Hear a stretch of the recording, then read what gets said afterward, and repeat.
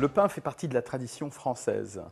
En fait, il faut que vous connaissiez sa composition. La composition du pain, c'est de la farine, de l'eau et du levain. Qu'est-ce que ça vous apporte?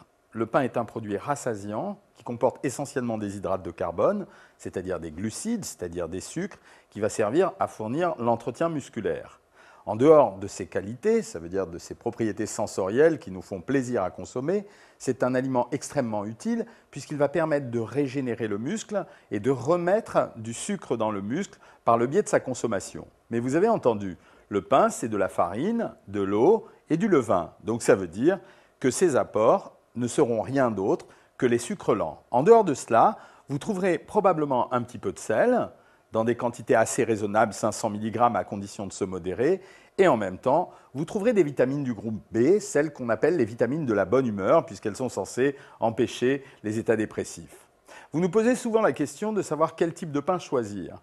Alors on va distinguer deux grandes catégories de pain, les pains dits naturels, comme le pain du boulanger, qui ne contient pas du tout de matière grasse, et les pains industriels, qui ont pour particularité de nécessiter dans la recette de fabrication l'adjonction de matière grasse. Elles sont mises à l'intérieur pour deux raisons. La première, c'est pour faciliter la cuisson. Et la seconde, ça sera également pour le rendre plus moelleux et faciliter sa conservation.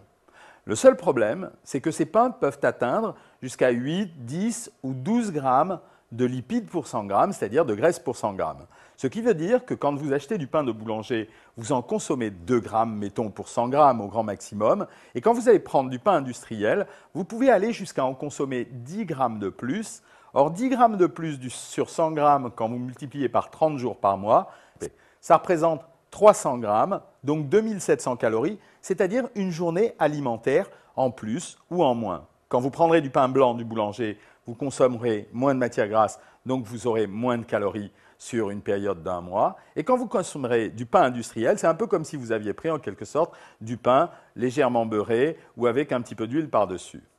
Dans les autres catégories de pain, vous allez retrouver ce qu'on appelle les produits secs, ça veut dire les biscottes, les cracottes, tous ces produits qui ne sont en fait que du pain desséché, qui posent et qui présentent exactement les mêmes caractéristiques que le pain, à l'exception du fait qu'ils ont été desséchés par la cuisson et qu'au lieu de contenir 35% d'eau, comme c'est le cas, eh bien, ils en contiennent beaucoup moins, c'est-à-dire 5 à 10%. Ils ont donc exactement les mêmes propriétés que le pain. Quand vous en consommez, il faut en consommer moins, puisque ce sont des produits secs, mais de la même façon, si vous faites griller votre pain de boulanger, vous n'aurez pas de matière grasse, et si vous utilisez des produits secs industriels, vous en aurez un peu.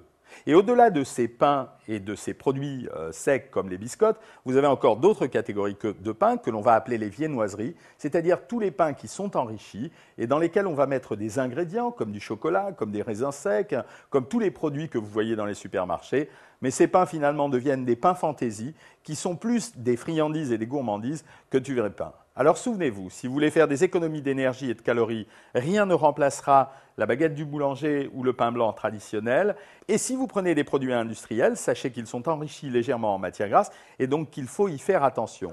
Les deux caractéristiques du pain sont de contenir des fibres et en même temps de pouvoir exister sous forme complète. Cela veut dire que lorsqu'on utilise une farine, elle est moins préparée qu'une farine normale et donc il y restera des résidus, ce qui augmente les taux de fibres. Mais entre l'un et l'autre, il n'y a pas autant de différence qu'on le pense et ce n'est pas si utile que ça. Souvenez-vous bien, économie de calories égale pain blanc traditionnel, pain industriel égale meilleure conservation mais plus hypercalorique. Et enfin, produits secs, ce sont les mêmes produits que le pain, sous des versions desséchées, donc mêmes caractéristiques et un peu moins d'eau.